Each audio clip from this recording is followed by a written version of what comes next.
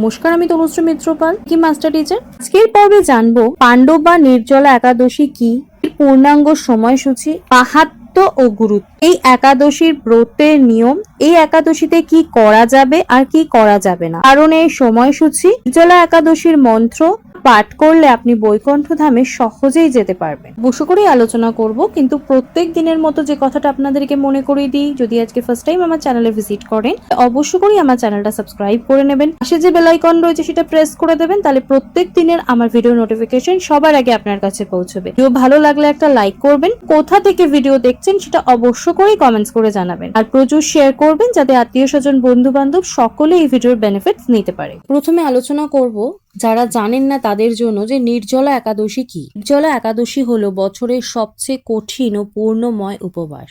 নির্জলা শব্দের অর্থ হলো জল ছাড়া। এই ব্রতে সারা দিন না খেয়ে, এমনকি এক ফোঁটা জলও না পান করে উপবাস পালন করতে হয়। হিন্দু শাস্ত্র অনুযায়ী এই একটি ব্রত পালন করলেই বছরের সমস্ত 20টি একাদশীর পূর্ণ একসাথে পাওয়া যায়। তাই যারা প্রতিটি একাদশী পালন করতে পারেন না তাদের জন্য নির্জলা একাদশী বিশেষভাবে গুরুত্বপূর্ণ। এই তিথি প্রতি বছর জ্যৈষ্ঠ মাসের শুক্লা পক্ষে আসে, বাংলা ক্যালেন্ডারে যা সাধারণভাবে মে জুন মাসে পড়ে। নির্জলা একাদশী 2026 এটিকে ব্যাপকভাবে সবচেয়ে পবিত্র, আধ্যাত্মিকভাবে শক্তিশালী এবং শারীরিকভাবে কঠিন দিন হিসেবে বিবেচনা করা হয়। লর্ড বিষ্ণু প্রায়শই সকল একাদশীর রাজা হিসেবে বিবেচিত বা পরিচিত। এই দিনটি হিন্দু পঞ্জিকার 24টি একাদশীর মধ্যে তার চরম তপস্যা ও ভক্তদের জন্য এটি যে অপরিহার্য ঐশ্বরিক পুরস্কারের প্রতিশ্রুতি দেয় তার জন্য আলাদা। জ্যৈষ্ঠ মাসের শুক্লা পক্ষের 11তম তিথিতে পালিত এই একাদশী, যেটি বিশ্বব্যাপী লক্ষ লক্ষ ভক্তদের আকর্ষণ করে।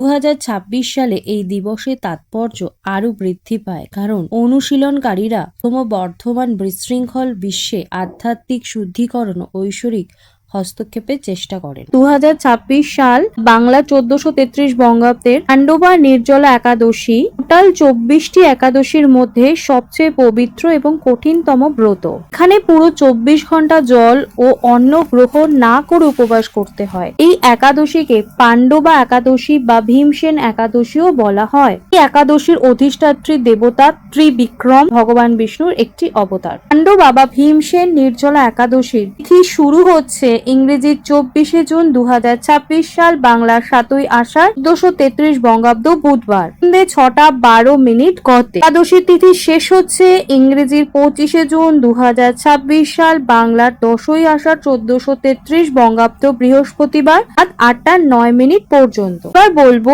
এই একাদশী কোন তারিখে পালন করব।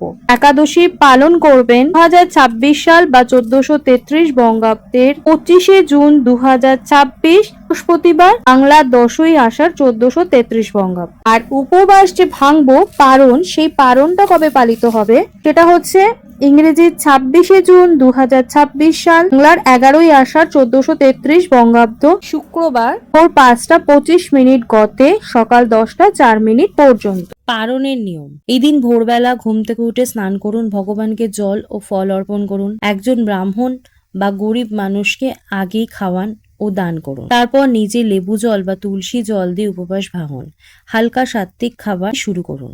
এখন আলোচনা করব নির্জলা একাদশীর মাহাত্ম্য ও গুরুত্ব। পদ্মপুরাণ অনুযায়ী নির্জলা একাদশীর ব্রত পালনে বছরের সমস্ত অর্থাৎ 24টি একাদশীর সমান পুণ্যলাভ হয়, পাপ মোচন হয়, মৃত্যুর পরে বৈকুণ্ঠ প্রাপ্তি হয়। এই দিনে দান, বিশেষত যদি আপনি জল, ছাতা, জুতো এগুলো দান করেন তাহলে অসীয় পূর্ণদায়ক, মনের শান্তি ও মানসিক শুদ্ধি লাভ হয়। গ্রীষ্মকালীন তীব্র দাবদাহে সারাদিন জল ছাড়া থাকা কঠিন হলেও এই কষ্টটাই এই ব্রতের বিশেষত্ব। ভক্তি এবং বিশ্বাসের সাথে পালন করা এই উপবাস আত্মার শক্তি বাড়িয়ে তোলে বা জাগিয়ে তোলে। এখন আলোচনা করব নির্জলা একাদশীর ব্রতের নিয়ম। দশমীর দিন রাত্রিবেলা অর্থাৎ 24শে জুন সন্ধ্যের আগেই হালকা এবং সাত্ত্বিক খাবার খান। এই দিনকে পেঁয়াজ, রসুন, মাছ, মাংস বর্জন করুন। তুলসী পাতা, পুজোর ফুল সংগ্রহ করে রাখুন, কারণ একাদশীর দিন তুলসী পাতা ছেঁড়া নিষেধ থাকে। মনকে শান্ত রাখুন এবং ভগবানের স্মরণেই থাকুন।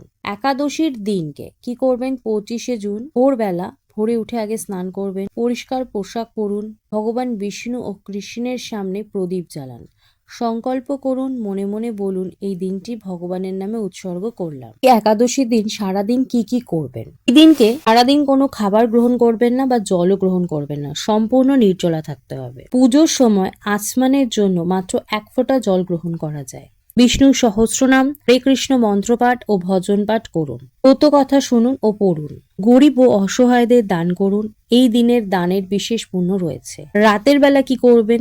যতটা সম্ভব রাত জেগে ভগবানের নাম জপ করুন। মূলেও ঈশ্বরের নাম স্মরণ করে ঘুমান। নির্জলা একাদশী, একাদশীর দিন কি কি নিয়ম আছে, অর্থাৎ কি কি করা যাবে আর কি কি করা যাবে না। তো সেক্ষেত্রে বলবো সারাদিন ভগবানের নাম জপ করুন, বিষ্ণুর সহস্রনাম পাঠ করুন, দান করুন, বিশেষত জল, ছাতা, পাখা, ফল, বয়োজ্যেষ্ঠ গরিবদের সেবা করুন, সত্য কথা বলুন, সত্য কথা পাঠ করুন ও শ্রবণও করুন। আর যেটা করতে পারবেন না, এরকম খাবার বা জল গ্রহণ করা যাবে না, নিষিদ্ধ। পেঁয়াজ, রসুন, মাছ, মাংস গ্রহণ করা যাবে না, তুলসী পাতা ছেঁড়া যাবে না, মিথ্যে কথা বলা যাবে না, নিন্দে পরচর্চা করা যাবে না, ঝগড়া করা যাবে না, ক্রোধ প্রকাশ করা যাবে না, চুল নখ কাটা যাবে না এবং সংযম বজায় রাখতে হবে এবং দিনের বেলা ঘুমানো যাবে না। নির্জলা একাদশীতে কি কি দান করা শুভ?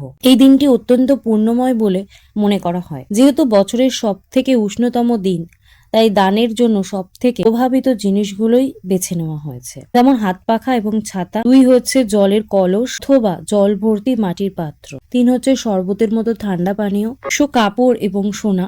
আপনার যতদূর সম্ভব আপনি দান করতে পারেন। নির্জলা একাদশীর বিষ্ণুর যে ধ্যান মন্ত্র এবং পূজা মন্ত্র, সেই মন্ত্রগুলো স্ক্রিনে দেওয়া হচ্ছে, আপনারা অবশ্য করে এই মন্ত্রগুলো জপ করবেন। নির্জলা একাদশী নিছক একটি শুধু আচার অনুষ্ঠান নয়, এটি একটা গভীরভাবে ভক্তির যাত্রা। আপনি যদি 24টি একাদশীর সুফল পেতে চান অথবা কেবল ভগবান বিষ্ণুর সাথে আপনার সংযোগ আরো গভীর করতে চান, তাহলে এই উপবাসের মাধ্যমে আপনি সেই সরাসরি পথ লাভ করবেন। অবশ্য করে এই একাদশী পালন করুন এবং নিজের জীবনে ভক্তির যে পথ, সেই পথকে আরো সুন্দর করে গড়ে তুলুন। অবশ্য করেই এই ভিডিও মিস করবেন না, প্রচুর শেয়ার করুন যাতে সকলে এই ভিডিওর বেনিফিটস নিতে পারে। তো আজকে আমি আলোচনা এখানেই শেষ করলাম। সকলে সুস্থ থাকবেন, ভালো থাকবেন, নমস্কার।